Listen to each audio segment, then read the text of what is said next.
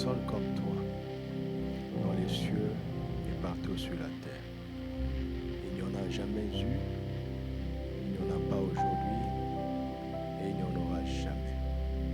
D'éternité en éternité, tu es Dieu. Tu es plus grand que le temps. Et tu n'es pas spectateur du temps. Tu es le maître des temps et des circonstances. Tu en es tellement maître que tu as la capacité de les changer. C'est toi qui élèves et qui abaisse. Nul ne peut s'opposer à toi. Nul ne peut s'opposer indéfiniment à ta volonté. Nous sommes de ceux qui avons choisi avec joie d'accepter ta volonté, de nous y soumettre et même de consacrer nos vies à sa manifestation sur la terre. Ô Père, toi qui es dans les cieux, que ton nom soit sanctifié, que ton règne vienne et que ta volonté soit faite sur la terre comme au ciel. Merci pour le pain que tu as préparé toi-même pour nous. Il n'y a pas un meilleur pain que la parole de vie, car tu as dit que l'homme ne vivra pas de pain seulement, mais l'homme vivra de toute parole qui sort de ta bouche. Ouvre ta bouche, je te prie, et parle-nous. Que je sois ta bouche, Père, et que nos cœurs reçoivent avec crainte, avec reconnaissance, ce que tu as à nous dire par le Saint-Esprit. Au nom de Jésus. Amen.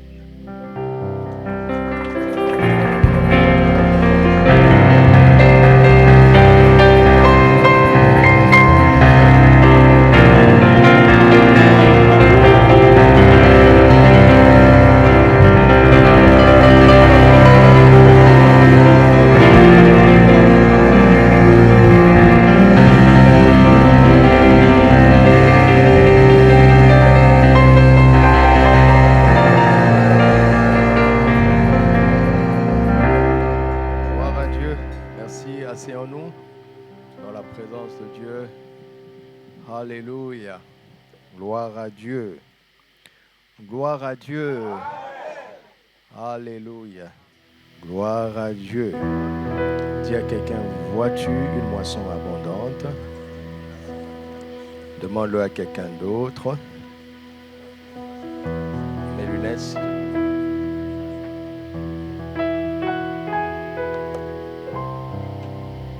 Qu'est-ce qu'il a répondu?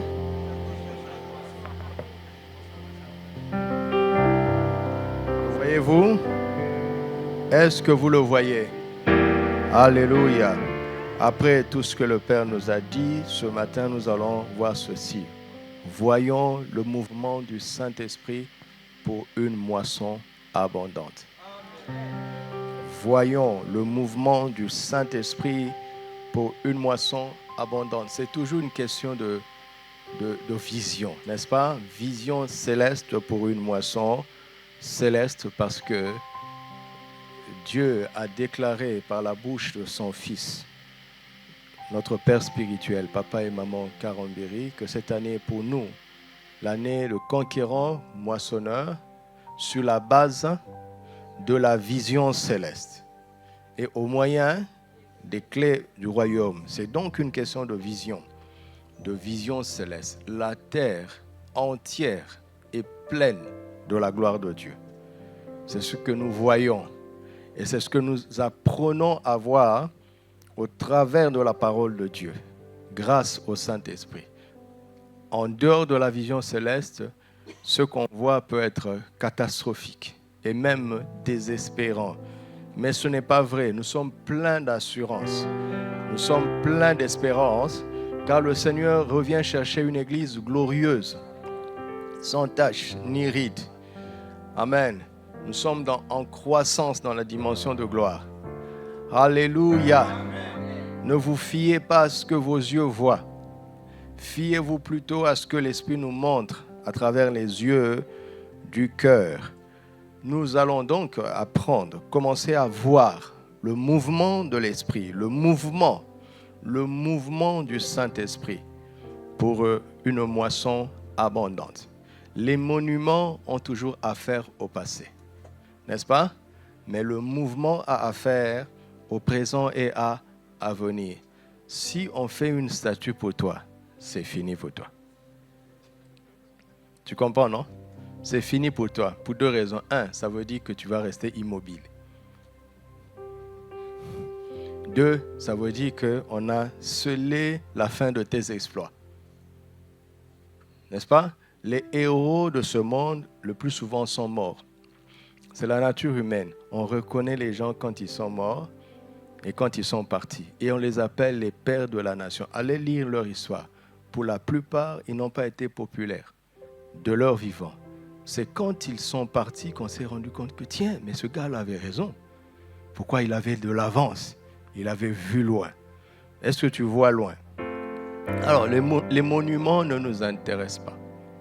Ça ne nous intéresse pas. C'est le mouvement plutôt. Alléluia. C'est le mouvement. Les monuments sont pour les morts. Le mouvement, c'est pour les vivants. En lui, nous avons la vie, le mouvement et l'être. Alléluia. C'est pourquoi il n'y a aucune représentation du Saint-Esprit. Il n'y a aucun monument à la gloire du Saint-Esprit. Il est toujours en mouvement. Quand Einstein était un enfant, on a dit dans cette classe des petits-enfants de dessiner un train qui roule. Chaque enfant a dessiné un train. Mais Einstein a dessiné la fumée. Et le professeur lui a dit, mais c'est quoi ça? Il dit, mais quand le train passe, c'est la fumée qui reste. Et on l'a déclaré inapte aux études. Vous vous rendez compte? Vous vous rendez compte, ce maître-là, qui a déclaré Einstein inapte. Le plus souvent, quand tu as de l'avance, tu seras incompris. C'est pour ça que tu ne seras pas populaire et qu'il n'y aura pas un monument, une statue à ta gloire. Tant mieux. Tant mieux. Ne me fixez pas là où vous voulez que je m'arrête. Tu es qui? Tu m'as créé? Tu m'as sauvé? Tu m'as racheté? C'est toi qui vas me noter? Pour donner une mention à quelqu'un, tu dois être son professeur. N'est-ce pas? Faites attention. C'est pour ça que j'aime pas le concours Miss. Ils se sont assis et ils vont même jusqu'à dire Miss Monde. Qui ils sont? Pour déclarer que cette dame-là est plus belle que ma femme. Et vous aussi, vous acceptez, vous regardez les photos. Est-ce que c'est vrai?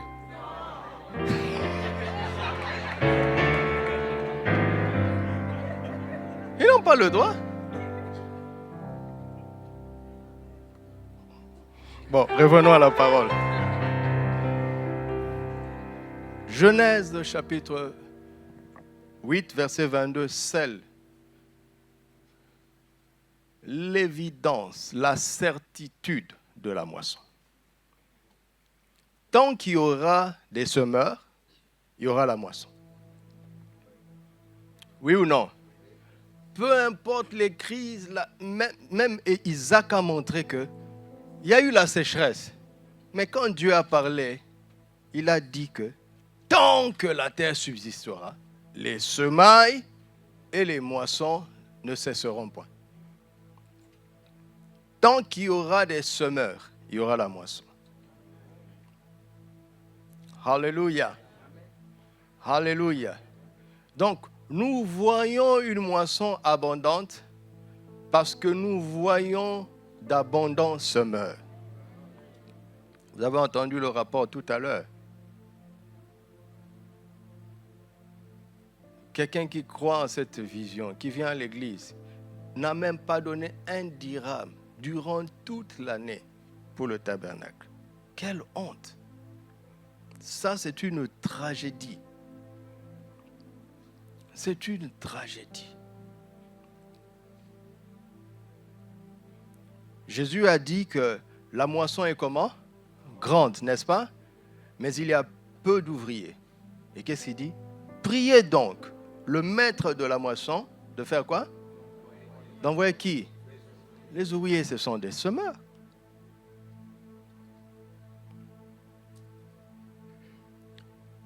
Il a commencé par les semailles, puis la moisson. Pourquoi? Parce que la moisson est une réponse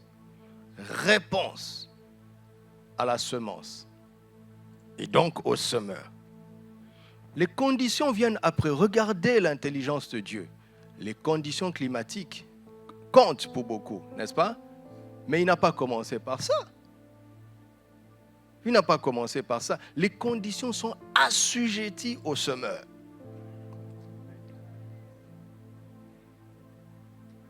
Et Isaac a pratiqué ça. Il y a eu la sécheresse, mais il a semé par la foi et il a moissonné. Cela veut dire que Dieu a créé un microclimat autour du champ d'Isaac. Un microclimat spirituel invisible autour du champ d'Isaac, que quelqu'un reçoive ça au nom de Jésus. Un microclimat invisible. Parce que l'homme a semé par la foi, sur la base de la parole de Dieu. L'ennemi va créer des circonstances pour intimider les semeurs. Et il n'y aura pas de moisson, pas parce que c'est devenu impossible, mais parce que les semeurs n'ont pas agi. Des ouvriers pleins de foi.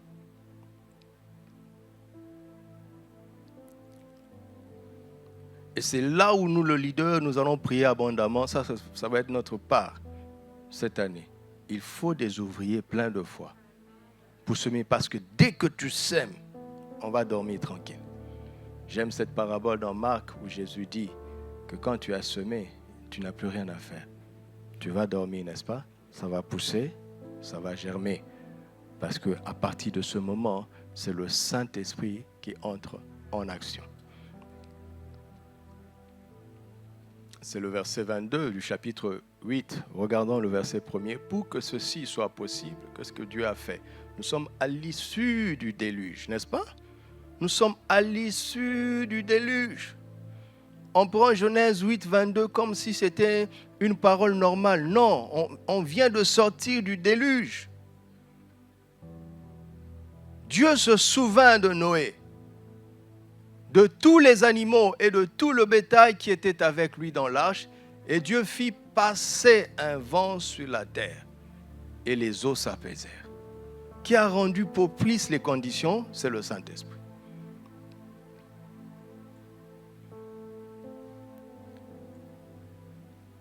Parce que pour qu'il y ait une terre pour semer, il faut que le Saint-Esprit agisse. La terre était pleine d'eau ici, n'est-ce pas? Mais Dieu a soufflé de son vent. Et la terre a repris place. Alors Dieu a parlé à cette terre-là. Ça me ramène au commencement, Genèse 1, 1 à 3, n'est-ce pas? Au commencement, Dieu créa les cieux et la terre.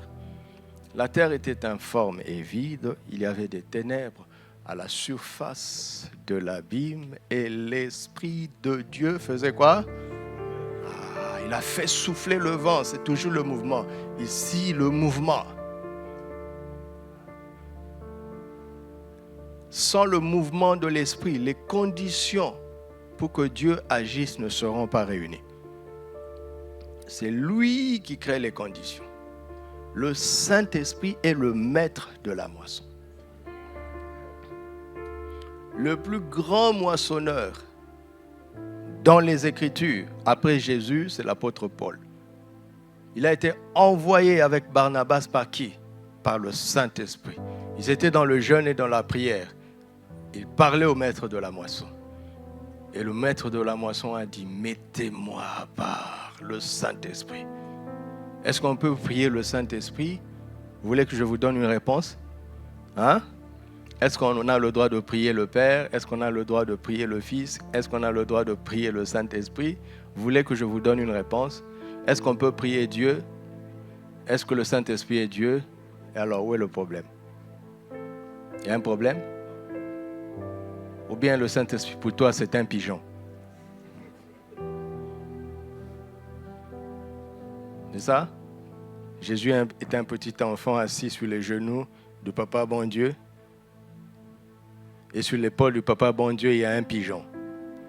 Je préfère dire pigeon pour que tu réalises, parce que colombe, vous avez trop spiritualisé ça. Pigeon, mon ami. Le Saint-Esprit n'est pas un animal. N'insultez pas le Saint-Esprit. Attention, attention. Sans lui, Dieu ne fait rien.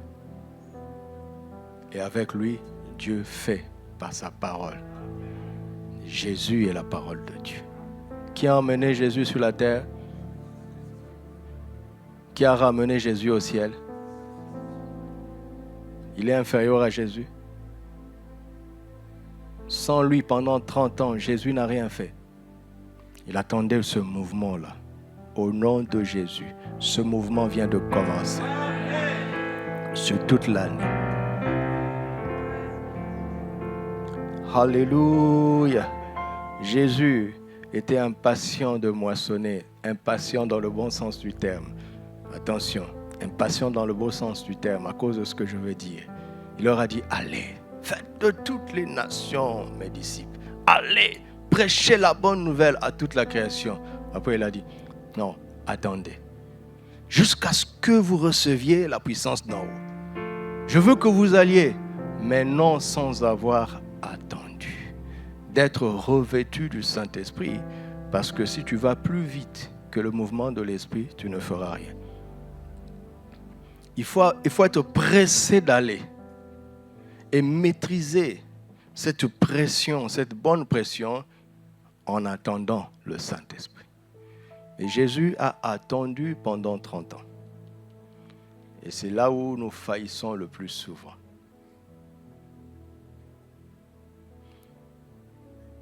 Dès que j'ai annoncé le mouvement, vous avez commencé à imaginer des choses, n'est-ce pas? Des gens vont tomber ici, vont se rouler par terre. Mais je veux vous montrer le chemin qui emmène ce mouvement. Pas ce mouvement selon notre imagination, mais ce mouvement dans la volonté de Dieu. Alléluia. En lui, nous avons quoi? La vie, le mouvement et l'être. Voilà. Je vais citer les choses dans le bon ordre, n'est-ce pas? J'ai cité dans le bon ordre. Cela veut dire que sans la vie, il n'y a pas de mouvement. C'est tellement normal. Les morts ne bougent pas. N'est-ce pas? Et même avant de mourir, si tu es trop immobile, tu vas développer de maladies. Tu ne savais pas ça? Il faut bouger. Il faut bouger. Chaque 2 heures, lève-toi de ta chaise de travail, fais un mouvement. Tu m'entends, travailleur? Tu m'entends, étudiant? Même quand tu travailles à la maison, parce que maintenant il y a le télétravail.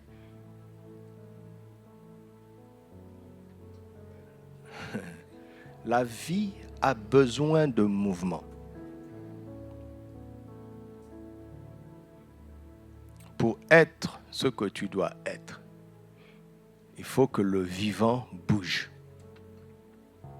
Si le vivant ne bouge pas, il deviendra ce qu'il ne doit pas être. Il va développer des maladies dues à la sédentarisation. Les rhumatismes, l'obésité, les hypertensions, le diabète, bref, toutes les maladies ont une relation avec l'immobilisme. Que Dieu te bénisse et que tu aies 53 voitures, mais il faut continuer à marcher. D'ailleurs, tu n'as pas besoin de 53 voitures.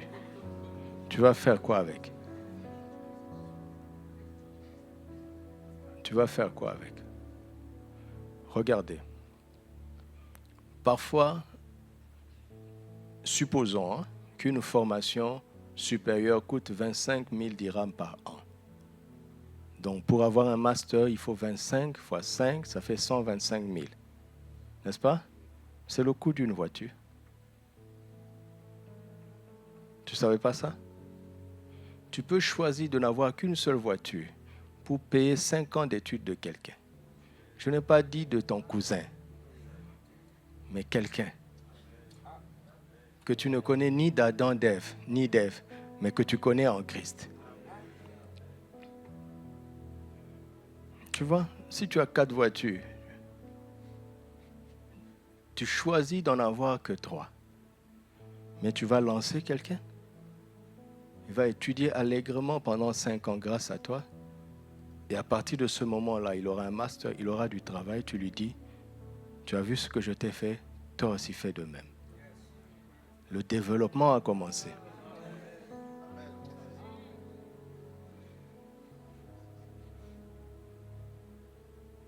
Pourquoi avoir 5 maisons?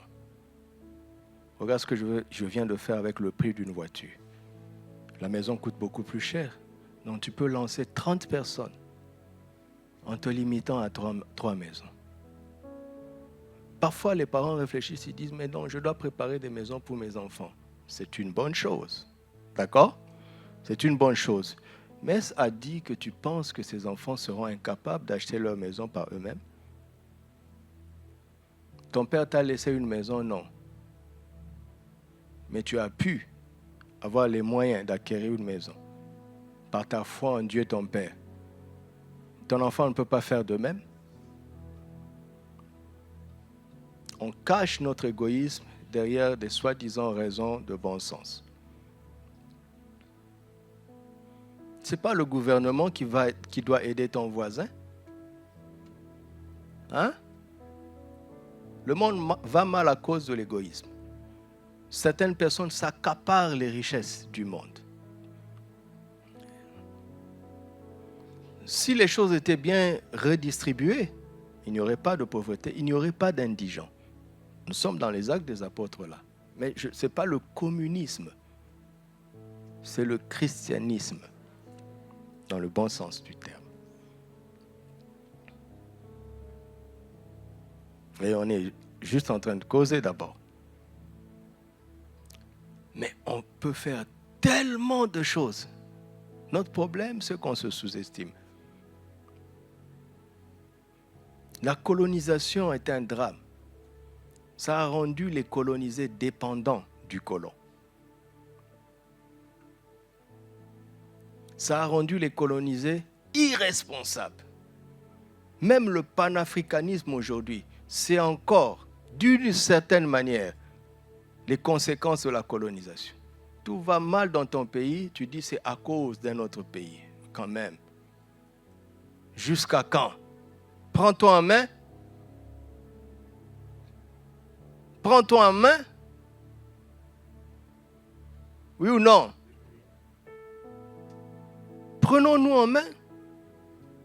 C'est ça l'intention subtile de la colonisation. De rendre tellement dépendant, de telle sorte que quand tu commences à te lasser de ta condition médiocre, au lieu de te prendre en main, tu vas accuser encore le colon. Ça, ils gagnent du temps. Ils aiment ça. Ne vous en faites pas, hein? Ils aiment ça. Et on a importé ça dans le christianisme. Jésus dit qu'il a dépouillé Satan. Mais aujourd'hui, quand ça va mal chez les chrétiens, ils cherchent encore le diable. Mais tu es en train d'insulter la croix. L'œuvre accomplie et l'œuvre achevée de Christ. Si ça va mal dans ma vie, ça n'a rien à voir avec le diable. Il y a une ignorance quelque part. Ou bien Jésus n'a pas vaincu Satan. Vous êtes sûr? Vous êtes sûr? Alors pourquoi ce sorcier arrive à te bloquer? Si son boss est vaincu, lui va faire quoi? Le démon va faire quoi? Mais réagissez là. Nous sommes responsables nous-mêmes de nos échecs. Mais quand on accuse le diable, ça l'arrange. Cela le rend important.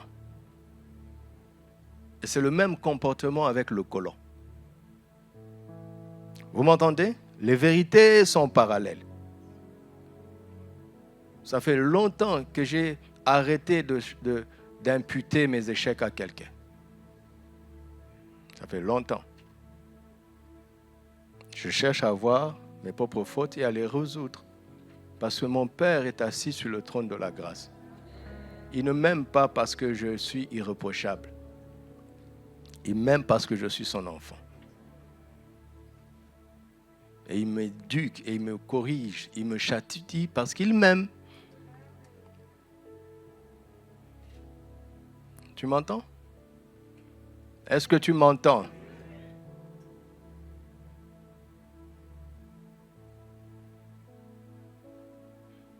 Nous voyons une moisson abondante, mais voyons-nous d'abondance et meurtre?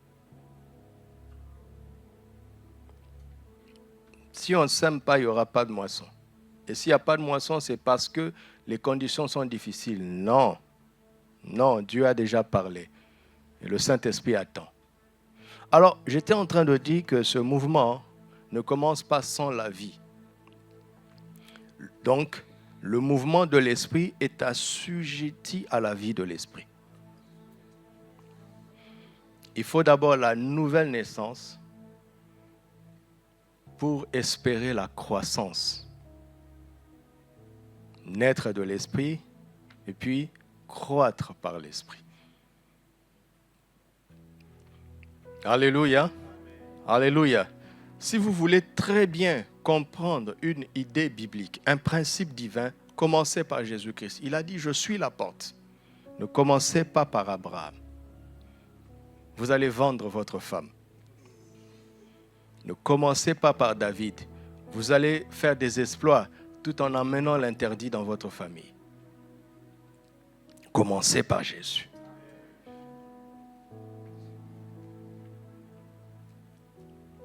Dieu a envoyé l'ange Gabriel annoncer cet événement extraordinaire à Marie. Vous devez savoir que toutes les jeunes filles d'Israël se préparaient à ça. Il dit, Père, instruisez vos enfants selon le Seigneur. En Israël, quand on demandait à une jeune fille d'être vierge, on lui dit, garde-toi vierge, parce que c'est la condition pour être choisie, probablement, pour porter le Messie. Ce n'était pas du genre, il ne faut pas me faire honte. Hein. Ça, c'est une éducation égoïste. C'est une éducation morale. Instruisons nos enfants comment? Selon le Seigneur. Tu dois trouver des raisons bibliques pour baser ton éducation. Ce n'était pas étrange pour une jeune fille en Israël qui est vierge de pouvoir porter le Messie. Depuis qu'Ésaïe l'avait prophétisé, toutes les familles croyantes espéraient avoir l'honneur que ce soit leur fille qui porta le Messie.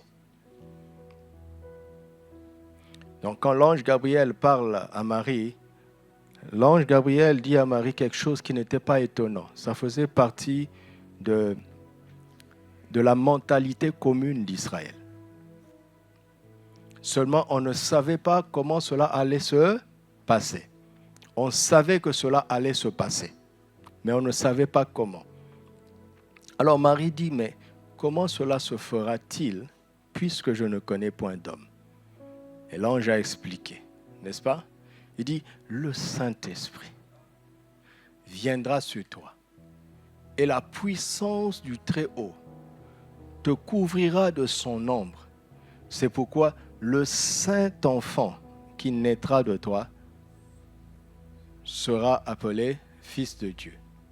Et dans Jean 3, Jésus va dire, ce qui est né de la chair est chair, et ce qui est né de l'esprit est esprit. Jésus est né de l'esprit, et tous ceux qui croient en lui peuvent naître de l'esprit. Ce que nous appelons la nouvelle naissance, c'est naître de l'esprit. Oui, ça passe par confesser par la foi que Jésus est ton Seigneur. Mais si tu fais ça, tu es né de l'esprit. Alléluia. Alléluia. Mais un enfant qui est né doit grandir. D'accord? Si tu es né de l'esprit, il appartient au Saint-Esprit d'assurer ta croissance. Suivez-moi, je sais où je vous emmène. Parce qu'après la vie, il y a le mouvement. Et le mouvement n'est pas spectaculaire. Sinon, on aurait remarqué Jésus. On ne l'a pas remarqué. Et c'est là où je nous emmène. Je suis là pour nous emmener à ça. Le mouvement de l'esprit a suivi celui qui était né de l'esprit. Seulement, ce n'était pas spectaculaire. Sinon, Nazareth aurait su que cet enfant n'est pas n'importe qui. Regardez Dieu. Quand cet arbre pousse, est-ce que tu sens l'arbre pousser?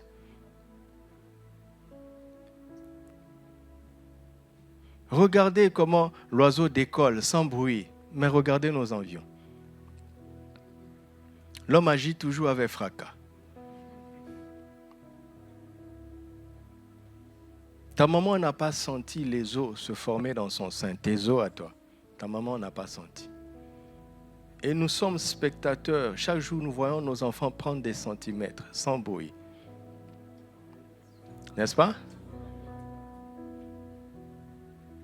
Pourtant, c'est la croissance. La vie, le mouvement. Je suis venu remettre de l'ordre.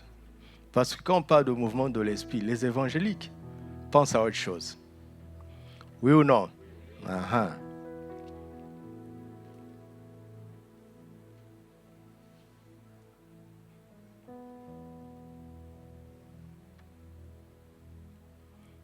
Jésus a la vie de l'esprit et il a connu le mouvement de l'esprit pendant 30 ans. En toute discrétion. Et puis il va entrer dans son être, dans son état. Celui-ci est mon fils. Il est. Il est. D'accord? Il est entré dans son état. Pas dans son statut, mais dans son état. Dans son état spirituel. L'être. L'homme intérieur est entré en scène. 30 ans plus tard, comme nous l'avons vu hier, Enoch a vaincu la mort. N'est-ce pas? Il a vaincu la pesanteur de la mort. Grâce à quoi? À 300 ans de marche avec Dieu. Eh oui. Eh oui. Il a tellement été fidèle, retenez ce mot. Parce que nous allons en parler tout à l'heure. Il a tellement été fidèle, Dieu a dit, la mort ne doit pas toucher cet homme. Je n'ai pas vu d'homme aussi fidèle. Je n'ai pas vu d'homme aussi attaché à moi que ce dernier. Il a dit, exception, décision souveraine. Pour lui, pas de mort. Viens mon ami, tu me manques. Vous entendez? Mais cela a pris 300 ans. Jésus a eu une formation de 30 ans pour 3 ans de ministère. Et en règle générale, dans toutes les écoles bibliques, nous avons une formation de 3 ans pour 30 ans de ministère. Et quand cette personne part, il ne laisse rien du tout. Parce que c'est inversé.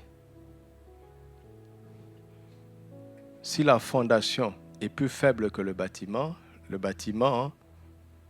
disparaîtra un jour. Mais si la fondation est plus solide que le bâtiment demeurera.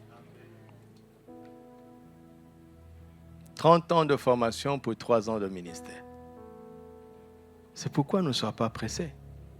Tu n'es pas en train de perdre le temps. Grandir n'est pas une perte de temps. Vous m'entendez?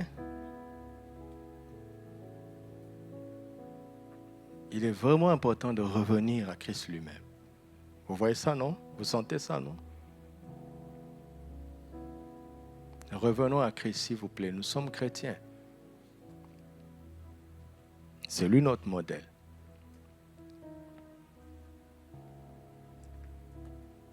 Il n'y a pas un homme de plus grand succès que Jésus. Regardez, les fruits de sa semence continuent jusqu'à aujourd'hui. Il est trop fort. trop fort, Jésus. La vie, le mouvement et l'être.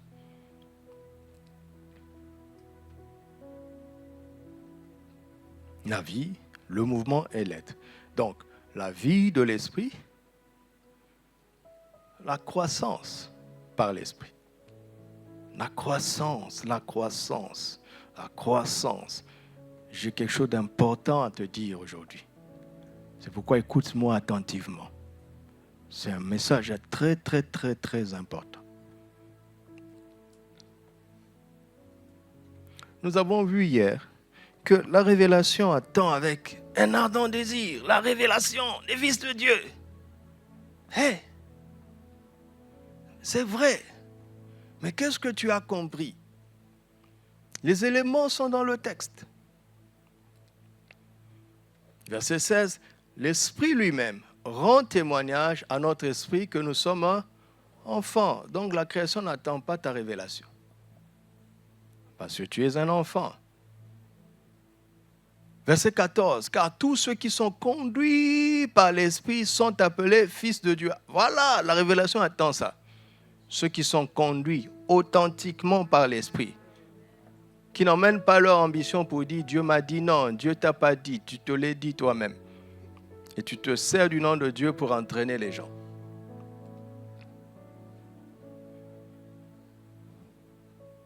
La différence entre un enfant de Dieu et un fils de Dieu se trouve dans la relation avec le Saint-Esprit, pas dans la durée de vie chrétienne. Regardez les anciens religieux, les pharisiens chrétiens. Oh, jeune homme, tu sais le zèle que tu as aujourd'hui là, je l'eus il y a 39 ans. Tu es en train de dire que 39 ans plus tard, je deviendrai aussi glacé que toi. Jamais je refuse. Je refuse. Regardez Papa Karambiri. 78 ans, toujours chaud. Qui vous a dit que la maturité, c'est être glacé? Ce sont les morts qui sont froids. Vous savez ça, non? Ah. Es-tu vivant? Tu dois être chaud. Pas avoir la fièvre. Hein?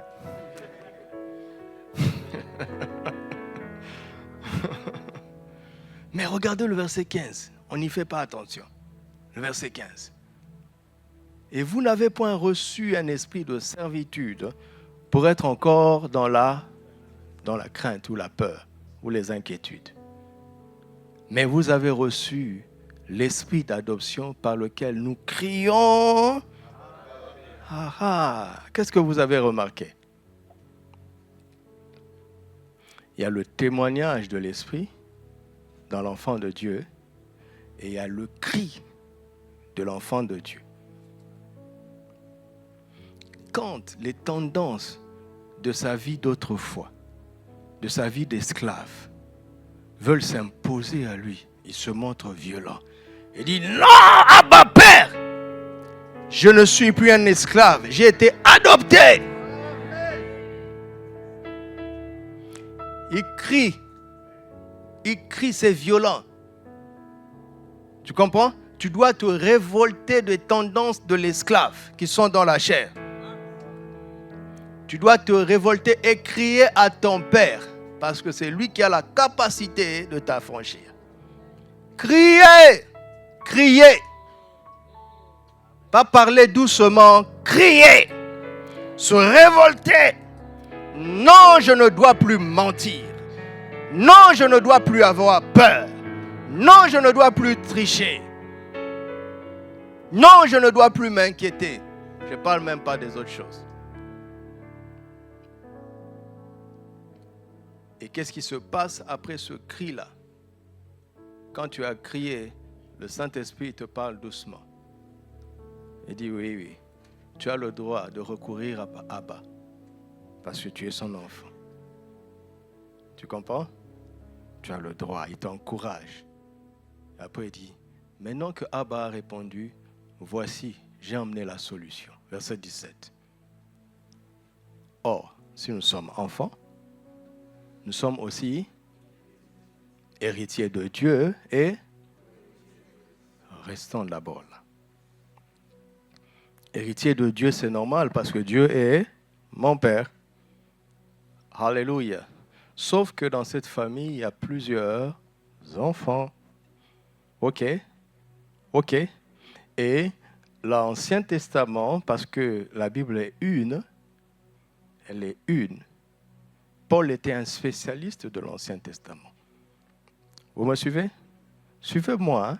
Suivez-moi. Paul qui dit ça a été un spécialiste, un grand spécialiste de l'Ancien Testament.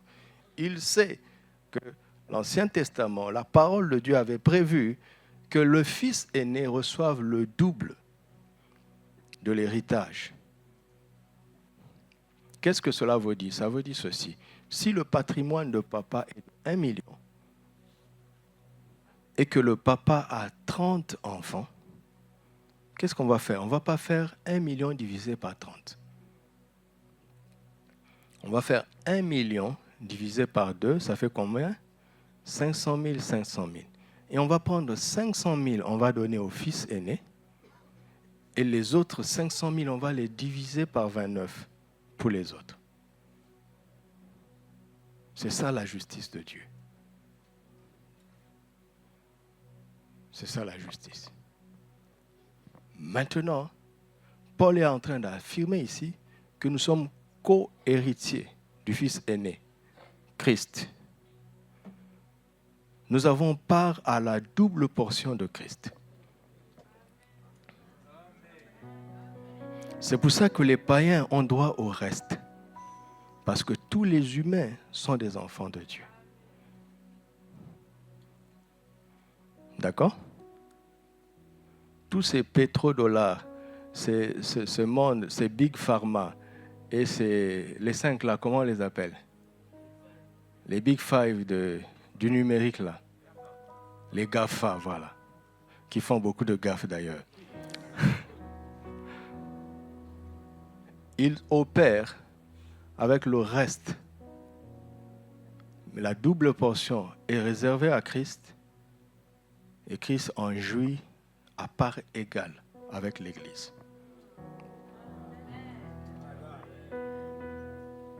Je te laisse méditer cela dans la suite. C'est pour que tu ne sois plus complexé. Tu comprends? Les trésors matériels font partie du reste. Mais les trésors totaux, spirituels et matériels font partie de la double portion. Échu à Christ et désormais, depuis l'œuvre accomplie et achevée de Christ, Christ n'est plus le fils aîné seul. Nous sommes co-héritiers avec lui. Et co-héritier est un verbe puissant. Maintenant, écoutez ça. Écoutez ça. Écoutez ça. Cette église a un compte bancaire au nom de l'église. Et il y a 2 signataires. Spirituellement, après moi, le responsable, c'est Pasteur Arlette. Mais il se trouve que Pasteur Arlette est ma femme. Donc ce serait maladroit qu'elle soit co-signataire avec moi. C'est un désordre. Moralement, ce n'est pas correct. Donc la 2e signature appartient à la trésorière, l'évangéliste Marie-Laure. Si je signe un chèque de l'église où il n'y a que ma signature, elle ne va pas encaisser ça.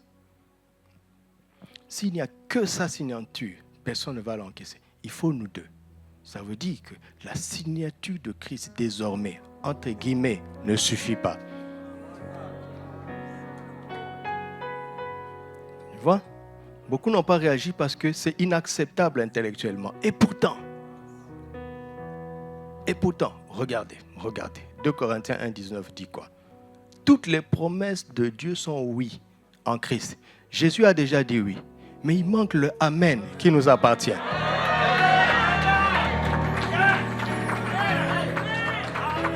De telle sorte que le oui de Christ combiné à ton Amen, la lumière vienne.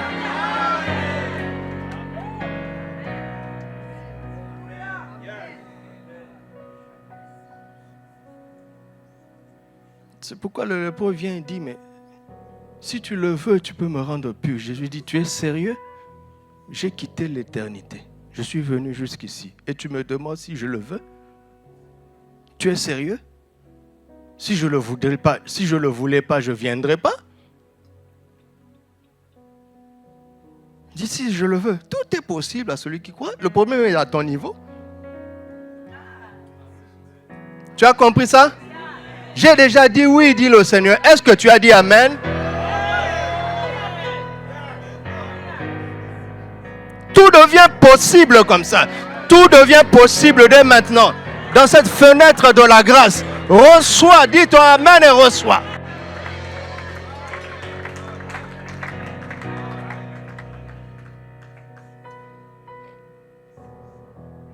Revenons, verset 17, revenons.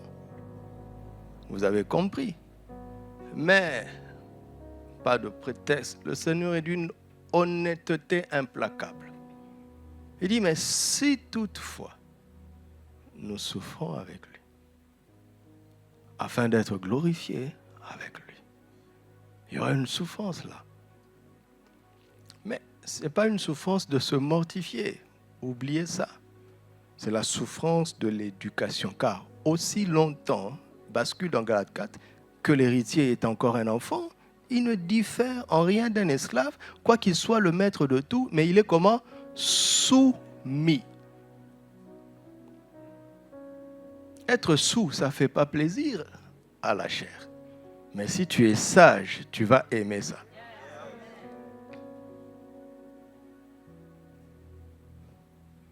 On parlait avec mon épouse hier. Vous savez, quand tu décides d'être humble, à un moment donné, les gens vont te prendre pour quelqu'un de faible. Mais ne te décourage pas. L'humilité va permettre que tu saches qui est qui. Celui qui est en face de toi. Ça m'a sauvé l'humilité. Des gens que j'ai aimés, que j'ai acceptés comme des petits frères, certains comme des fils. Quand ils ont pris de l'assurance, regardez comment ils se comportent. Ça fait mal. Mais au moins, on a l'avantage de ça. Ah, il était comme ça. Et les leaders veulent taper du poing sur la table. C'est moi le chef ici. Non, non, non, reste comme ça. Ça va t'aider. Il avait souffert. C'est la souffrance de la chair. Jésus ne va pas te demander de te mortifier. Il est mort pour nous. Il a souffert pour nous. Pourquoi? Pourquoi? Comme les parents disent, moi j'ai marché 10 km à pied tous les jours pour aller à l'école. Il a des voitures, il a des chauffeurs. Il me dit, tu dois marcher. Je dis, mais papa, ça c'était de ton temps.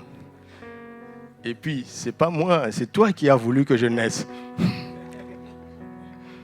Non, on ne fait pas ça. Nos enfants doivent moins souffrir que nous. Mais la souffrance de la chair, on n'y peut rien. On doit les éduquer à ça.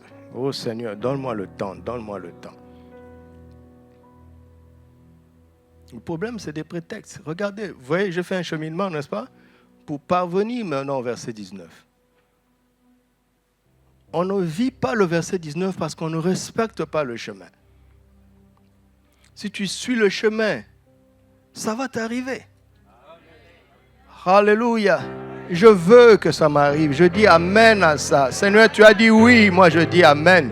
Tu as dit oui, moi je dis Amen. Je suis prêt. Je suis prêt. J'ai confiance en toi. Je suis prêt. Je n'ai pas peur de cette souffrance de la chair. J'ai confiance en toi. Tu vas chez le chirurgien. Tu dis, s'il te plaît, docteur, ne me déchire pas. Rentre à la maison. Rentre à la maison et attends tranquillement ta mort. C'est pas ça? S'il te plaît, chirurgien, guéris-moi sans me déchirer. Le chirurgien va dire, tu es sérieux? Tu es sérieux? On veut les avantages sans inconvénients. Tu es sérieux? Couche-toi, ouais. On va te déchirer bien. Il y aura l'anesthésie, mais quand l'anesthésie s'en va, tu vas sentir. Mais c'est la douleur de la guérison.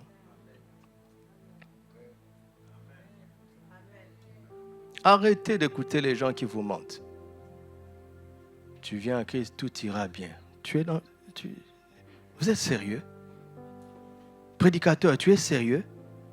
Jésus a dit, vous aurez des tribulations dans ce monde. prenez courage, j'ai vaincu le monde. Non, tu es en Christ, tu triompheras. Ça aussi, c'est la vérité. Quand une difficulté arrive, tu vas triompher de ça. Ça, c'est la vérité. Mais fuir les difficultés, c'est de l'incrédulité. C'est de l'immaturité. Et ça n'a rien à voir avec le Seigneur. Non, il ne nous a pas menti. Alors hier, on avait vu qu'en fait, Dieu veut remettre de l'ordre dans la création, mais pour qu'il y parvienne, il doit d'abord remettre de l'ordre dans la créature la plus importante de la création, c'est-à-dire toi et moi.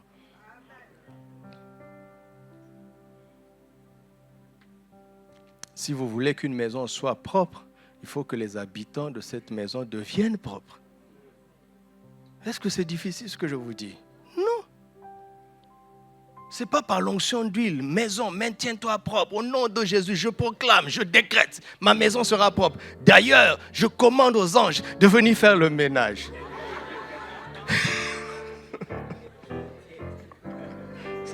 C'est comme ça que les gens prient. Je caricature, hein, mais c'est comme ça que les gens prient. Non. Deviens propre et ta maison sera propre. Pour que la création redevienne propre, il faut que la créature responsable, principale, redevienne propre. Et la créature principale, ce n'est pas le chef du gouvernement. C'est la nouvelle création. Même s'il est au bas de l'échelle sociale, ça ne fait aucune différence parce qu'il est en haut de l'échelle spirituelle.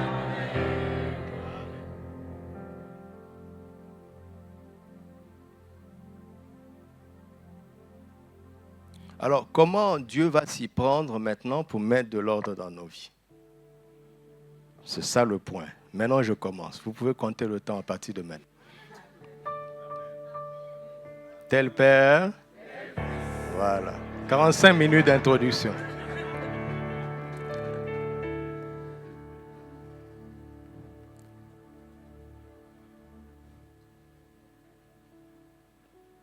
La différence entre un enfant et un fils, c'est la maturité spirituelle, puisque cela est lié à l'esprit, n'est-ce pas? Comment est-ce qu'on sait que quelqu'un est mature spirituellement? Répondez-moi.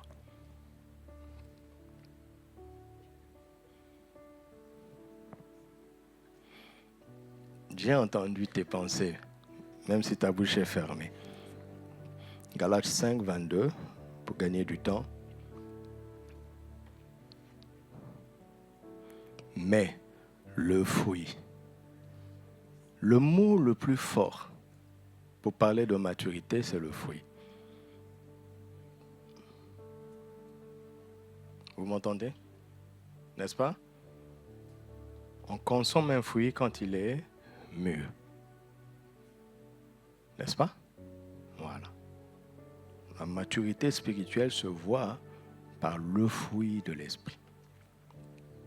Ce n'est pas par les miracles. Ce n'est pas par l'onction. Ce n'est pas par le ministère. Vous m'entendez?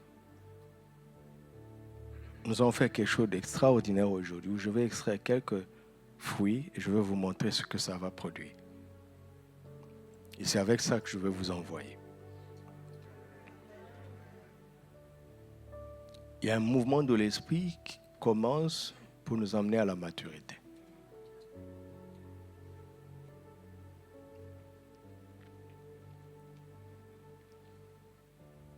Et des moissonneurs matures vont maximiser la moisson.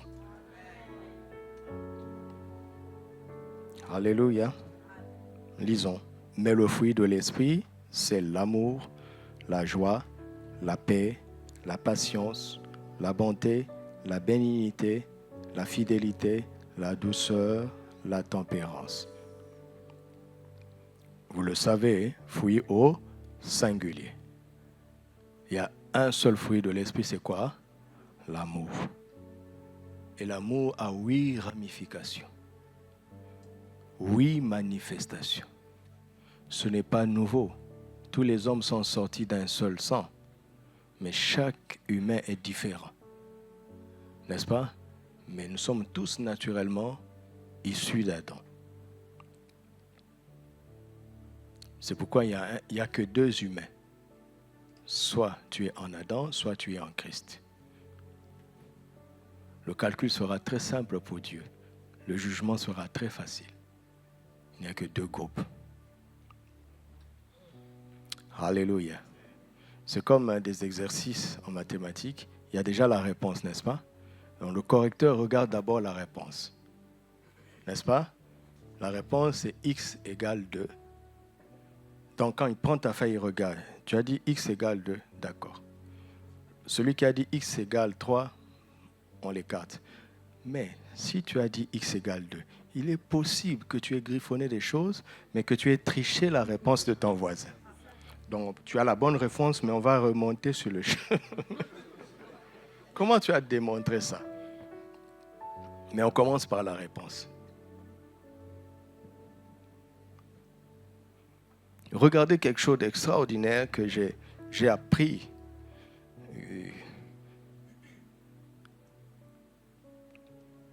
Commençons par l'amour, d'accord? L'amour. Galates 5:6 dit que la foi est agissante par... Est-ce que cet amour qui met la foi en action, est-ce que cet amour-là est différent de l'amour de Galates 5:22? Je réponds à votre place. Non. N'est-ce pas? Tu veux des actions puissantes par la foi. Mais Dieu est honnête. Il te dit, mais c'est l'amour le moteur. Tu ne veux pas le moteur? Regardez.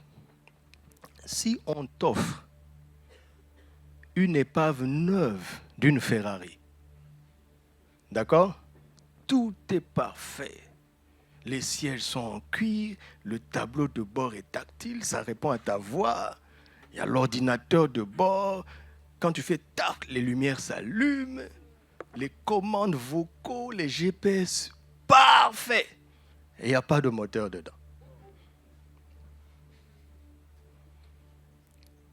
Mais on t'offre une Logan de seconde main, mais qui roule quand même. Qui va avancer? Parce que la Logan a le moteur. Sa carcasse n'est peut-être pas puissante, mais la Logan a le moteur. Mais l'épave de la Ferrari, la carcasse est puissante, mais elle n'a pas de moteur. Tu seras comme un enfant. Tu es sur place, mon ami. Il n'y a aucun mouvement. Aujourd'hui, je vais faire beaucoup de caricatures pour nous faire réagir. C'est comme ça l'église. On va faire 3 jours de percée. Tu les vois s'agiter. Même derrière la porte de l'église. Rien. Le quartier n'est même pas affecté. L'onction est un jouet pour eux. Ce sont des gamins spirituels. Ils se sont drogués dans les sensations. Ils se sont shootés à l'onction. Quand ils sortent, rien. Le quartier, la rue même n'est pas affectée. Vous savez, en 2020, quelqu'un s'est levé pour fermer l'église à Sagesse. Qui nous a défendus? Vous ne le saviez pas? Tous les voisins nous ont défendus. Des voisins non chrétiens. Ça m'a montré qu'on a commencé à avoir de l'impact. Sans avoir de jouets d'onction. Regardez les enfants. Ils font une fête dans des boîtes. Ils cuisinent et ils mangent ici. C'est pas vrai? Mais les enfants spirituels sont pareils.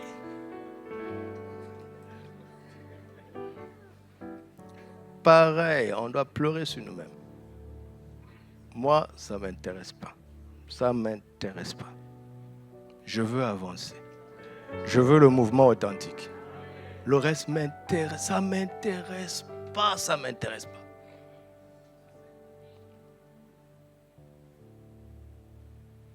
Tout le monde a la foi ici. Mais qu'est-ce qui va mettre cette foi en action? C'est l'amour. Tu comprends? Tu comprends? Je suis en train de te montrer la relation entre le fruit, la maturité dans l'amour et l'efficacité de la foi. Ça, c'est le B.A.B.A. On commence là-bas.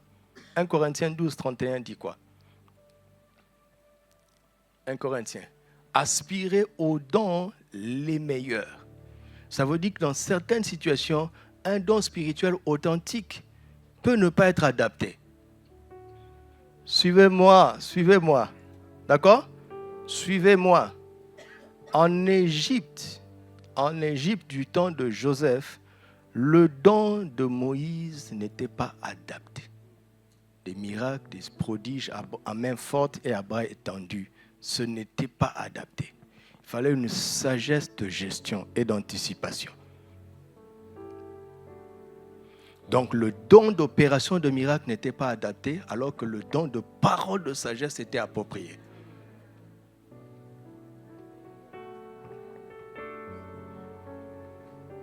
J'ai réagi quand j'ai commencé à servir dans l'évangélisation et qu'on passait par la période la plus sombre de notre famille. J'étais encore à Kinshasa. Et un jour, je rentre, je me plaignais. Dieu m'a dit à moi, comment est-ce que tu arrives à chasser les démons et tu n'arrives pas à chasser cette pauvreté dans ta vie? Ça m'a révolté. Qu'est-ce qui est plus difficile? Réponds. Qu'est-ce qui est plus difficile? C'est chasser les démons. Entre chasser les démons, elle dit que ça c'est facile. Vous raisonnez comme ça? Non. Entre un problème spirituel et un problème naturel, quel est le problème qui est le plus difficile? C'est le problème spirituel. C'est pour te dire que si dans le nom de Jésus tu chasses les démons, tu as touché au maximum déjà. Parce que la pauvreté vient de l'influence des démons, un système injuste, pousser les gens à faire de mauvais choix, des erreurs, des faux calculs, des faux investissements. C'est une combinaison de beaucoup de choses qui part des influences spirituelles. Mais si tu as déjà cassé là-bas en haut, le reste devrait être facile. Alors j'ai dit à Dieu, j'étais honnête, j'ai dit, mais comment on fait ça? Il dit, mais c'est toi l'évangéliste, non? Et puis il m'a dit, lis ma parole. Waouh! Et je lis, l'Esprit du Seigneur est sur moi. Je te parle, hein? Je te parle. Écoute-moi, je suis en train de parler à quelqu'un. L'Esprit du Seigneur est sur moi parce qu'il m'a oint pour faire quoi? Et moi, je lisais toujours, comme j'ai grandi dans l'éducation spirituelle de « Heureux le pauvre en esprit ». Car le royaume de Dieu est à eux. Amen. Il ne parle pas des pauvres en esprit. Il ne parle pas de pauvres en esprit.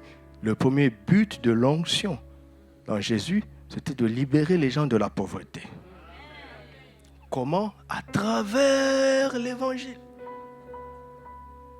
Je me suis dit, mais tiens, c'est tellement cohérent. Les gens vont à l'école étudier pour vaincre la pauvreté, oui ou non? Donc, va à l'école de l'esprit, étudie l'évangile. Tu vas vaincre la pauvreté.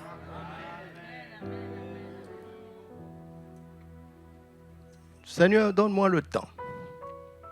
Comprenez? Déjà, on n'a pas bien compris l'onction. Si tu n'as pas compris ça et que tu as l'onction qui commence à faire des guérisons, à faire tomber des gens, tu deviendras un escroc. Parce que quand tu vas rentrer, tu dois manger. Hey, est-ce que je vous parle? Je vous parle à vous tous, hein? Si tu n'acceptes pas ça, tu deviendras un escroc. Tu vas utiliser l'onction pour mentir aux gens. Avant l'imposition des mains, il faut une offrande. vous avez reçu gratuitement. Donnez gratuitement. Jésus ne l'a pas dit.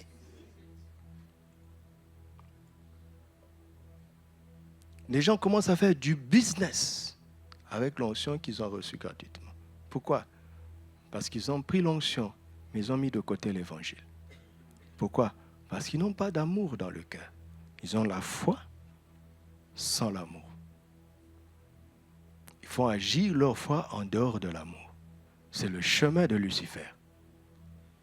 Tu m'entends? Si tu es ici, je te parle. Hein? C'est le chemin de Lucifer. Répands-toi.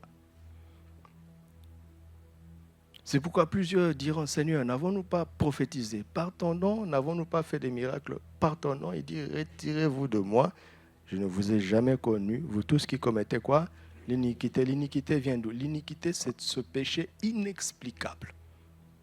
La différence entre l'iniquité et les autres péchés, l'iniquité, c'est ce péché inexplicable qui s'est retrouvé dans le cœur de Lucifer en plein ciel.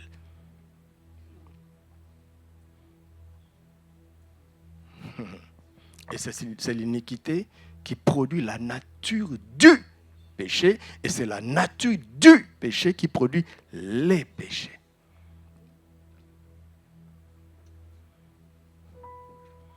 Tu m'entends? Donc, le succès, c'est de devenir mûr dans l'amour. Parce que l'amour te donnera l'intelligence de faire agir ta foi avec le bon dosage. Est-ce que tu m'entends? Parce que tout ce qui est puissant est dangereux. L'overdose tue parce que le médicament est puissant. Il faut un dosage précis. Et l'intelligence de ce dosage vient de l'amour. Est-ce que quelqu'un m'entend? L'amour est agissante par la foi. Et Paul nous dit, aspirez aux dons les meilleurs. Je vais encore vous montrer une voie par excellence. La voie par excellence. Pour trouver le don spirituel le meilleur, c'est l'amour. Vous le connaissez, quand je parlerai la langue des hommes et des anges. Si je n'ai pas l'amour, je ne suis un airain. Et ainsi de suite. La voie, c'est quoi? L'amour. Donc, quand tu es en train de mûrir dans l'amour, tu ne perds pas ton temps. Tu ne t'éloignes pas des dons spirituels. C'est faux, c'est pas possible. Tu ne peux pas être mature dans l'amour et ne pas exercer les dons spirituels. C'est tout simplement faux. C'est pas possible. Quand j'ai prophétisé, je ne savais pas que je prophétisais. Quand j'ai parlé la parole de connaissance, je ne savais pas que c'était la parole de connaissance. Je ne savais pas. J'ai étudié les dons spirituels plus tard. Et j'ai remarqué, plus on enseigne les dons spirituels, plus ils s'endorment.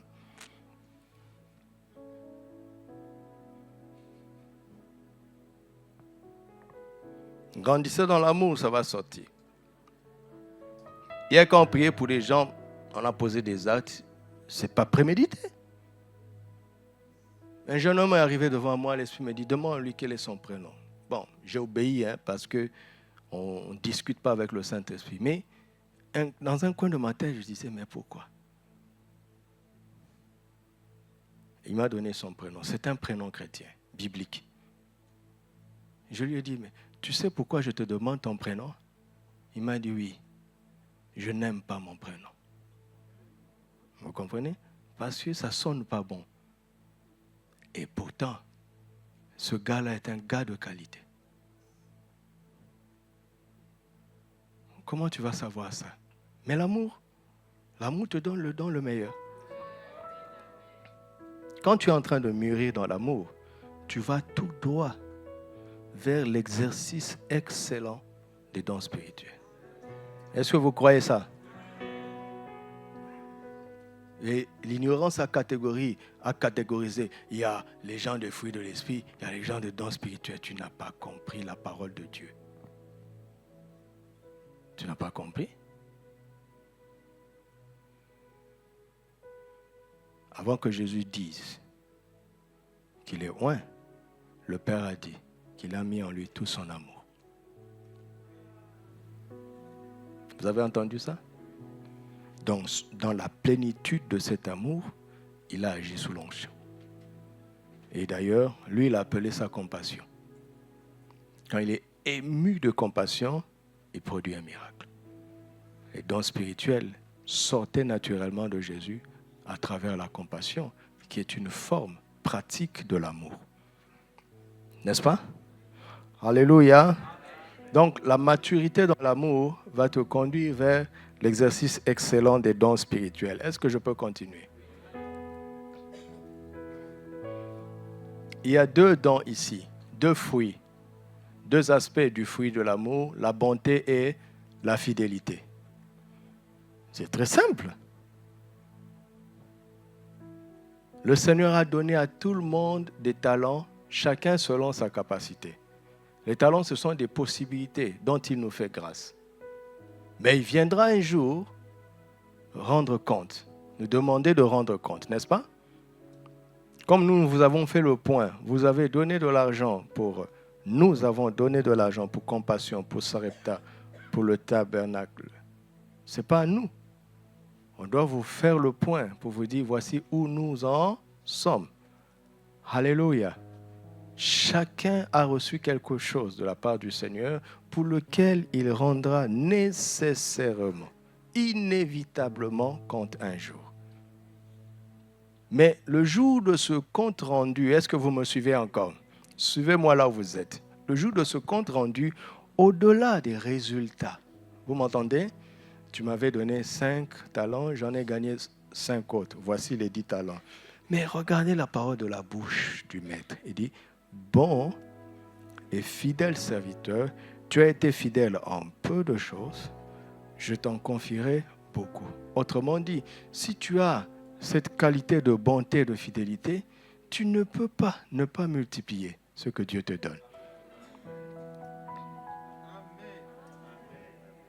Alors, au lieu que je vous enseigne comment multiplier vos talents, qu'est-ce que je dois vous enseigner? Mûrissez dans l'amour, parce que 2 aspects de la maturité dans l'amour s'appellent la fidélité et la bonté.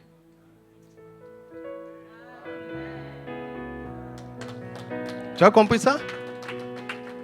Il y a plein de livres que tu n'as plus besoin d'acheter.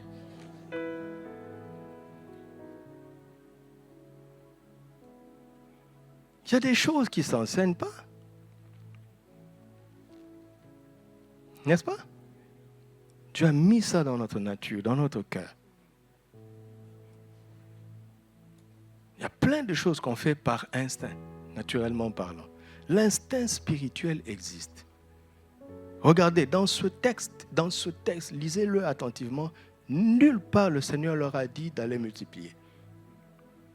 Il a donné à chacun des talents selon sa capacité et il est parti.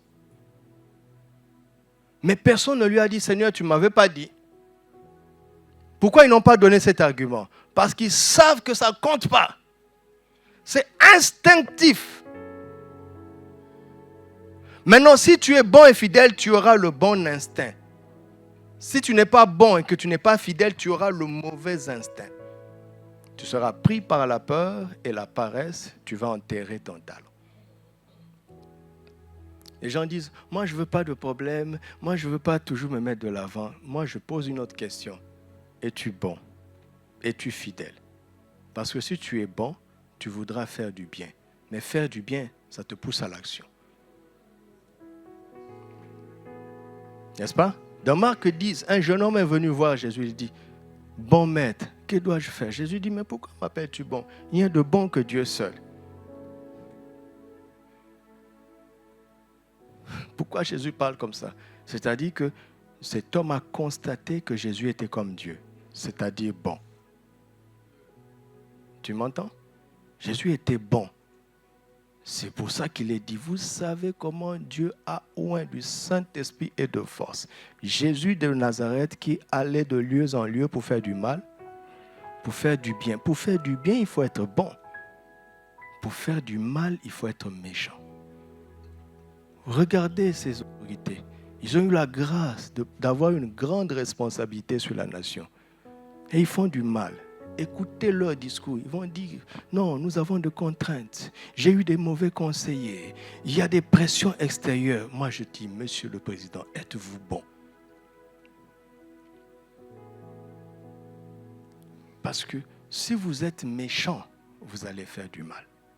Si vous êtes bon, vous allez faire du bien.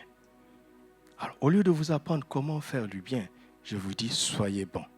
Et vous ferez instinctivement le bien. Soyez bon et puis fidèle. Regardez, la fidélité te fait respecter le cadre de celui qui t'envoie. Mais la bonté te fait agir dans le cadre. Parce qu'on ne va pas te dire tout ce... Si je te demande de nettoyer ici, est-ce que je veux te dire, compte le nombre de carrés, commence par le carré numéro 13. Non, tu es libre dans l'espace que tu dois nettoyer. Mais ne sors pas du cadre, tu es fidèle.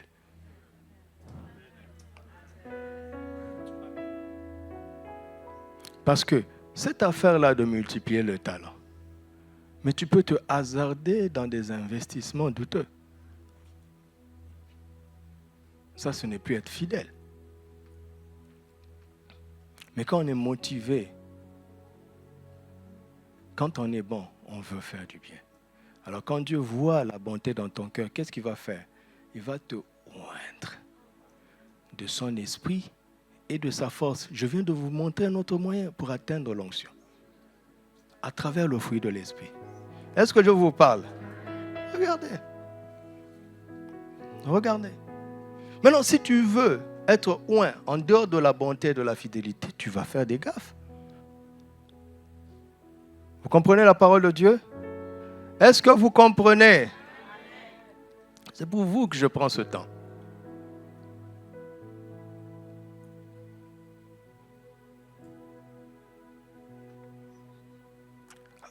Alléluia. Je vais prendre un dernier et je vais m'arrêter là. La patience.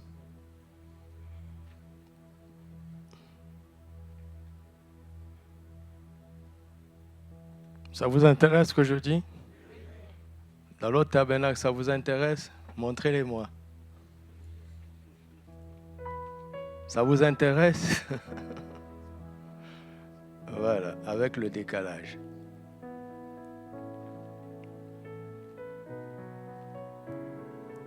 Voilà.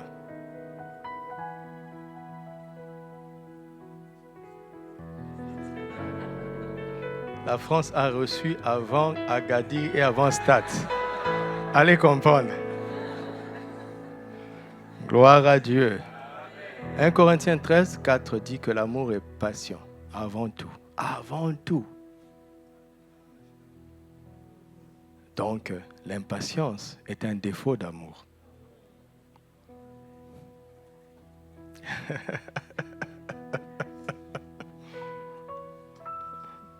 C'est chaud, hein? Hein? Oh non, moi je suis de tempérament patient. Non, non, non.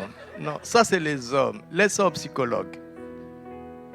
Laisse ça aux psychologues.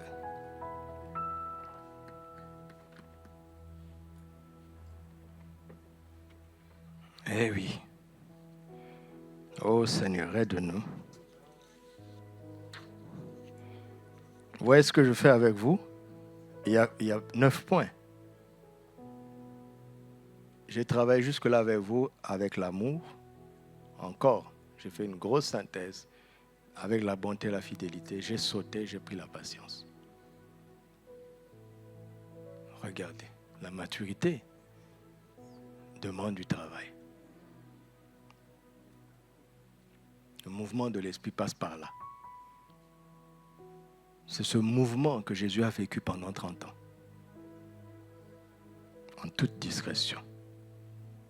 Et qui fait que quand il a validé, c'est Dieu lui-même qui l'a présenté à l'humanité. Et quel impact, quel impact, quel impact, quelle moisson, quelle moisson. La patience, c'est une capacité surnaturelle de s'attendre à Dieu. À lui d'abord, et ensuite d'attendre le temps de Dieu. Et ensuite, et de reconnaître ce temps, le moment venu. C'est le secret des patients. Ils s'attendent à Dieu. La patience n'est pas de l'immobilisme, parce qu'on parle de mouvement. N'est-ce pas? Sur le plan naturel, quand quelqu'un dit « j'attends », il est assis. D'ailleurs, les médecins nous appellent les patients. N'est-ce pas? Ça veut dire que pour eux, la patience est une maladie. La patience n'est pas une maladie. Oh non, non, non. C'est la qualité qu'on veut voir chez celui qui demande de l'aide.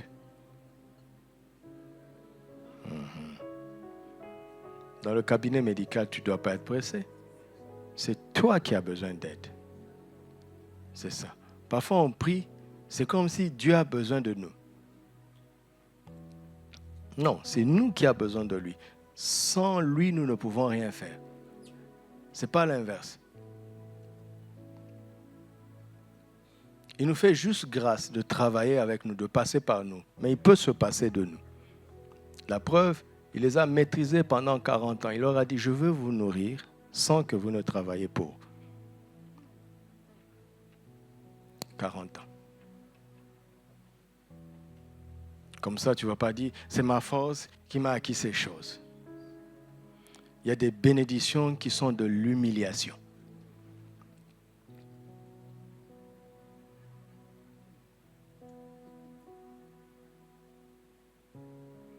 S'attendre à Dieu, c'est quelque chose qu'on doit apprendre. Tu sais, face aux défis de la vie, face aux problèmes, notre cerveau tourne rapidement. Qui est-ce que je vais toucher? Qui est-ce que je vais appeler? Qu'est-ce que je vais faire? Non. Commence par Dieu. Et si Dieu te dit de toucher quelqu'un, fais-le. Il doit être notre premier recours, toujours et en toutes choses. Et quand tu commences à développer ça, Dieu dit aux anges, voici quelqu'un qui m'aime. Ça n'a rien d'émotionnel. Alléluia. Alléluia. Oh Seigneur, aide-nous. Aide-nous.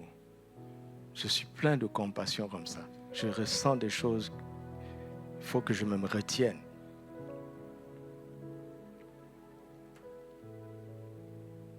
S'attendre à Dieu. Deuxièmement, attendre le temps de Dieu. Ça, c'est Jésus. Imaginez Jésus pendant 30 ans. Mais qu'est-ce qu'il faisait? Mettez-vous à la place de cet homme. Il voit des gens mourir. Il voit des gens souffrir. Comment a-t-il pu se retenir? Il dit, mais si Dieu ne fait rien, je n'ai rien à faire. Quand il a commencé, écoutez-le dans Jean 5, 19. Mon Père agit jusqu'à présent, moi aussi. Je ne fais que ce que je vois papa faire. Si papa ne fait rien, je n'ai pas le droit de faire quoi que ce soit parce que quand bien même je ferais quelque chose, cela ne ferait aucune différence. Et même souvent, ça complique encore le problème. Pas vrai? Regardez comment nous compliquons nos vies par la précipitation. Parfois, il vaut mieux ne rien faire que de compliquer l'affaire. N'est-ce pas?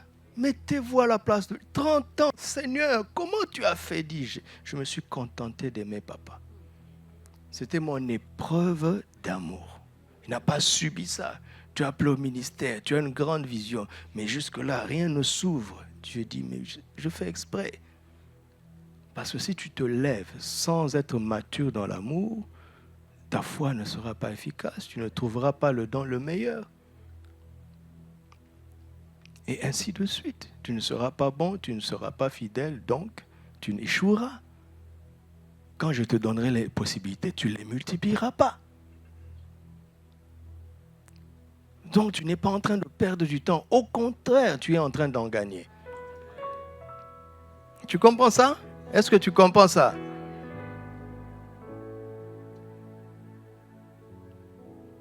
Et un jour, dans Jean 2, sa mère lui dit, ils n'ont plus de vin. Elle dit, mais mon heure n'est pas encore venue. Mais Jésus prenait sa maman au sérieux. Parce que c'est une femme de foi. pourquoi c'est seulement là que maman va me dire d'agir? Elle n'a jamais fait ça. Qu'est-ce qui s'est passé chez cette dame? Je connais cette dame. C'est sa foi qui m'a emmené sur la terre. Elle n'est pas n'importe qui. Comment se fait-il que depuis 30 ans, elle ne m'a jamais poussé à faire quoi que ce soit? Elle sait qui je suis. Les gens ne savent pas, mais elle sait qui je suis. Elle ne m'a jamais demandé de faire un miracle. Pourquoi là, elle me demande? Dieu ne m'a rien dit. N'est-ce pas? Dieu n'a rien dit à Jésus. Mais pourquoi ma maman, cette dame-là, je la connais. Elle ne parle pas par hasard. Elle a donc senti quelque chose. Et puis Jésus observe. Il voit que quand la dame se retrouve, la dame dit au serviteur, faites ce qu'il vous dira. Elle a compris qu'il va agir. Jésus regarde lui et dit, mais qu'est-ce qui lui arrive? Papa, lui aurais-tu dit quelque chose? Et le père dit, oui mon fils, vas-y. Elle dit, waouh, elle a su ça avant moi. Mais c'est normal, elle est ta maman.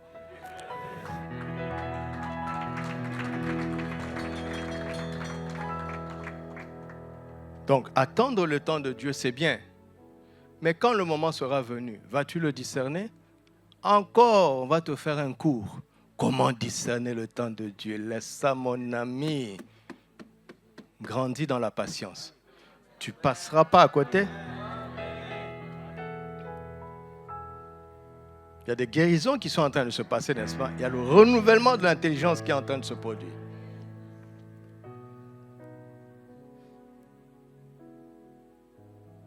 La patience. Alléluia. Et Dieu fait chaque chose bonne en son temps. C'est extraordinaire de discerner le temps de Dieu. L'apôtre Paul est très mal compris. On le prend comme quelqu'un qui, dès qu'il a reçu Jésus, aussitôt, ça c'est aussitôt son témoignage. Il y a une différence entre le témoignage et le ministère. Après, il s'est exilé 14 ans en Arabie. Qu'est-ce qu'il faisait là-bas? Il n'a pas perdu son temps. Quand il est sorti d'Arabie, il est venu avec un livre qu'il appelle « Mon évangile ». Et pour être sûr qu'il ne se trompe pas, il est allé voir les apôtres excellents. Il dit « Voici ce que le Seigneur m'a révélé pendant 14 ans. » Pierre dit « Mon vieux, tu es fort d'être. » Mais les aînés ont toujours quelque chose. Par exemple, ce que je viens d'enseigner là, si Papa Karambi voit, il va corriger des choses. Mais c'est normal. Et s'efface. Et Jacques lui a dit, mais n'oublie pas la bienfaisance aux pauvres. Parce qu'on ne voit pas ça dans ton évangile. Il a dit, ah oui, c'est vrai. J'étais tellement à fond dans les choses célestes. Non, ta foi ne doit pas ignorer sa repta. Ça ne doit pas ignorer compassion. Ça ne doit pas ignorer School 24. Ils ont complété son message. Mais il avait un mouvement de bienfaisance extraordinaire, Paul. Mais ça, ce n'est pas par révélation. Ah non, son évangile l'a reçu par révélation. Mais l'aspect de compassion dynamique, il a été instruit par les anciens. Donc, quelle que soit ta révélation, reste humble. Les anciens ont une chose à ajouter ou à retrancher.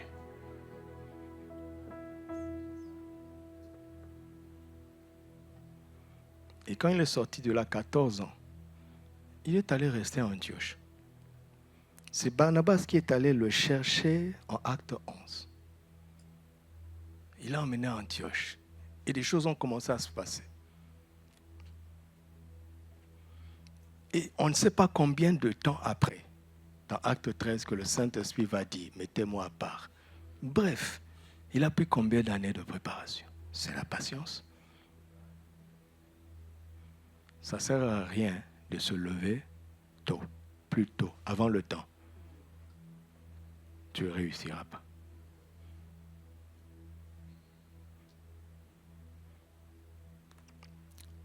Samson et Saül ont échoué à cause de l'impatience. N'est-ce pas? N'est-ce pas? Regardez, je suis en train de vous montrer des choses pour que vous alliez au-delà de la lettre, pour que vous voyez l'esprit éveillé. Écoute-moi, mon frère. Delilah, tu penses qu'elle était une séductrice. Non. Non. Elle utilisait la séduction pour rendre Samson impatient. Parce que tant que Samson était patient, il aimait Dieu plus que n'importe qui. Et il gardait la confidence. Tu comprends? Mais alors, l'atout que Delilah avait pour rendre Samson impatient, c'était les atouts sensuels, la séduction. Quand une fille te séduit, pour que tu couches avec elle, réfléchis un peu. Quand tu couches avec elle, tu as un plaisir, n'est-ce pas? Tu gagnes quelque chose. Hé, je vous parle. Alors, pourquoi elle va te séduire pour que toi tu gagnes? Et elle gagne quoi dans ça? Peut-être c'est l'argent. Hein? Donc c'est une forme de prostitution déguisée. Par exemple, avoir des petites amies. Mes sœurs, avoir un petit ami, c'est une prostitution déguisée. Tu ne fais juste pas le trottoir. N'est-ce pas? Mais tu utilises ton corps pour que quelqu'un te donne de l'argent. C'est tout simplement de la prostitution. Mais je te dis avec respect, mais c'est de la prostitution.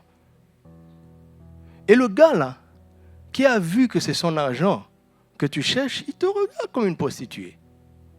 Et comme il a honte pour aller chercher des filles dans la rue, parce qu'on va le voir, il se satisfait en ayant une prostituée stylée. Mais prostitution, c'est prostitution.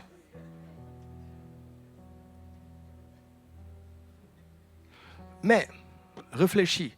Il dit, mais cette fille-là, elle a sa bourse, elle vient de bonne famille, comme vous dites.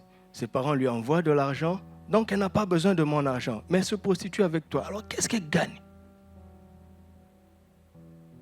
J'ai découvert dans le ministère que ce sont des tueuses de destinée. Allez lire le livre de Proverbes. Quand tu vas chez ces femmes-là, toute ta vie, tu vas commencer à travailler pour les gens, pour des bourreaux. Ce sont des appâts par lesquels le diable lie les destinées des hommes. Tu vas voir, sa carrière est bloquée, tout ça. Il est intelligent, il est brillant, mais il n'a jamais de promotion. Il travaille pour les autres. Il a été lié depuis l'impureté sexuelle. Il y a une intention. Je vous ai dit hier que la chair n'est pas ignorante. Elle sait ce qu'elle fait.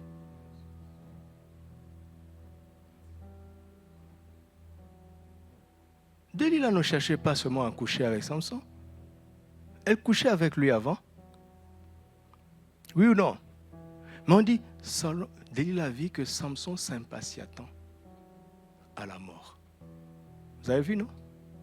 Son âme s'impatienta à la mort. Ça veut dire qu'il n'y avait plus d'amour pour Dieu dans son cœur. Delilah a siphonné tout l'amour qui restait dans le cœur de ce jeune homme.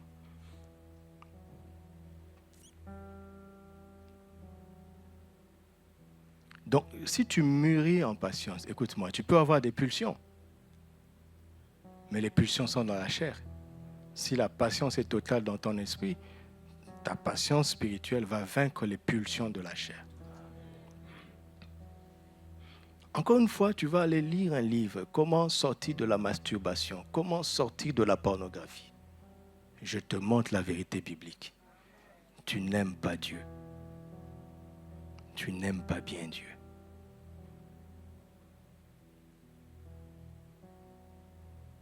Je parle à tout le monde.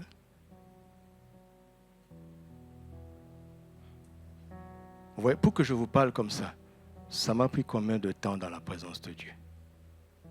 Oui, c'est s'attendre à Dieu qui fait qu'il y a des dépôts, couche après couche. Au début, tu penses que tu as compris.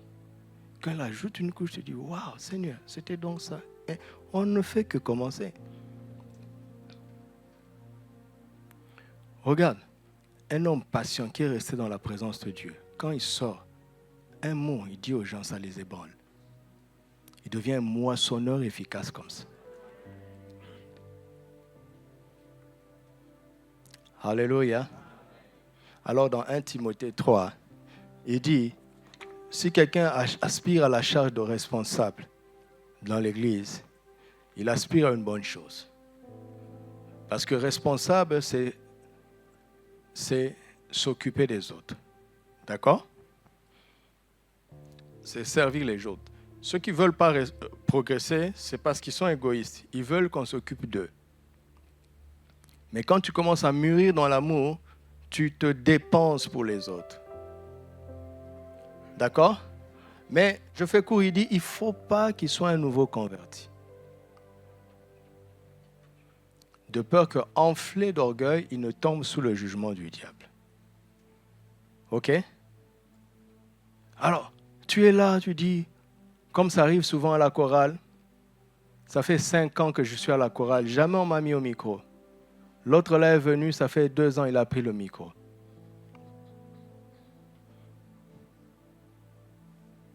Où est le problème?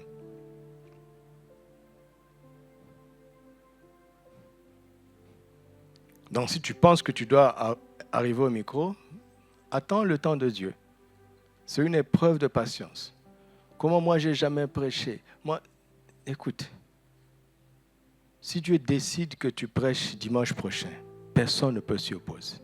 Je n'ai pas dit que tout le monde sera d'accord.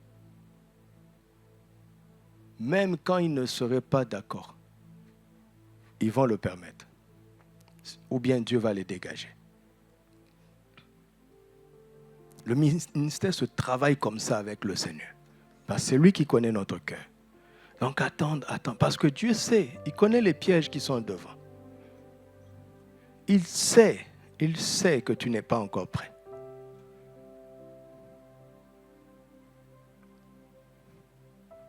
Sois patient. Mais pour que tu sois patient, il faut que tu mûrisses dans l'amour. Alléluia. Et donc l'amour, patience va faire que finalement chacun aura la maturité pour découvrir son ministère et discerner le moment opportun et le champ dans lequel il va s'engager. Tout simplement. Alléluia. Et quand j'aurai des temps de formation, je vais maintenant approfondir ça. Je crois en vous. Il y a plein de pasteurs ici, des prophètes, des docteurs, d'évangélistes. Il y en a tellement parmi nous. Mais ce n'est pas qu'on ne croit pas en toi. Ce n'est pas qu'on te sous-estime. Mais Dieu connaît le bon moment et le bon champ. Entre-temps, tu n'es pas en train de perdre ton temps. Crois-moi. Tu es dans le mouvement de l'esprit. Mais il n'est pas à la manière dont tu penses. Ça s'appelle la croissance spirituelle. Pour que quand tu seras dans ta maturité, Dieu va te présenter à la création. Ton impact doit toucher la création. Et grâce à toi, Dieu va remettre de l'ordre autour de toi parce qu'il aura réussi à mettre de l'ordre en toi. C'est clair? Vous allez aimer Galates 5, 22, n'est-ce pas? L'onction et le ministère est en dehors de nous. Le fruit est en nous. On reconnaît un homme à son ministère ou à son fruit? Tu n'es pas ce que tu fais. Tu es ce que tu es. Ce n'est pas ton charisme qui montre qui tu es. C'est ton caractère. Le charisme ne veut rien dire. Absolument rien. Mais le caractère veut dire beaucoup de choses. Alléluia. Que celui qui a les oreilles pour entendre, entende. Alléluia. Mets la main sur ton cœur et commence à citer ces éléments. Parle au Saint-Esprit. C'est lui qui a répandu l'amour de Dieu dans ton cœur. C'est lui qui a répandu l'amour de Dieu dans ton cœur. Parle-lui. Dis-lui, Saint-Esprit, produis cette croissance en moi. Je veux mûrir dans l'amour, mûrir dans la joie, mûrir dans la paix, mûrir dans la patience, mûrir dans la bonté, mûrir dans la bénignité, mûrir dans la fidélité, mûrir dans la douceur, mûrir dans la tempérance. Que ce mouvement en moi ne s'arrête pas. Que cette croissance ne s'arrête pas, comme ce fut le cas avec Jésus. Cette croissance a continué, même quand il est entré dans sa vie publique. Qu'il en soit ainsi pour chacun d'entre nous. Et je sais et je crois que c'est le meilleur moyen de devenir des bons semeurs pour avoir une grande moisson. Oh Saint-Esprit, c'est ton heure, c'est ton œuvre. Nous sommes à toi, nous sommes entre tes mains. Tu es responsable de notre nouvelle naissance, tu es responsable de notre croissance. Tu es responsable de notre éducation, de notre formation, de notre croissance, à la ressemblance et à l'image de Christ. J'ai cette ferme assurance que quelque chose de profond et de fort vient d'être déclenché. Et je me tiens dans ma position pour prier maintenant, afin que ce mouvement ne s'arrête plus. Que ce mouvement ne s'arrête plus au nom de Jésus. Et que tu ne t'en lasses plus jamais au nom de Jésus. Le Saint-Esprit n'est pas spectateur dans ta vie. Il n'est pas au chômage dans ta vie. Il n'est pas inactif dans ta vie. Il agit. Seulement tu ne le sens pas. Ce n'est pas le plus important. Est-ce que tu te sens grandir dans ton corps? Bien sûr que non. Tu n'as pas besoin de te sentir non plus grandir dans ton esprit. Mais tu vas en voir le fruit. Tu vas en voir le fruit. Mûrissez dans l'amour au nom de Jésus. Laissez l'Esprit vous aider à mûrir dans l'amour. Alléluia. Je prends autorité contre toute influence de méchanceté. Au nom de Jésus, je condamne ces influences. Toute influence d'infidélité, toute influence de déloyauté, je la condamne maintenant. Au nom de Christ Jésus, toute pression d'impatience, toute pression qui pousse à la précipitation, toute forme de convoitise, de séduction qui pousse à la précipitation, je les condamne maintenant dans l'autorité de Christ Jésus. Alléluia, alléluia, gloire à Dieu, alléluia, Sharota Presta, Menta Korabashenteri da Coriante la Noste, Nemano Boshatela Tokradesta Belanoste, Minna Manakoro Boshepreta la Coriante la Noste, Mandero Boshitesta, Ubrantera Coria Mendere Boshakna de la Noste. Lepra sonto korobo shintarana brate keria de la bakos. Librano boshetest. Urakimande riato brazesta. Lonta kerena boshe. Mesiato raticlamenta lobosam. Au nom de Jésus.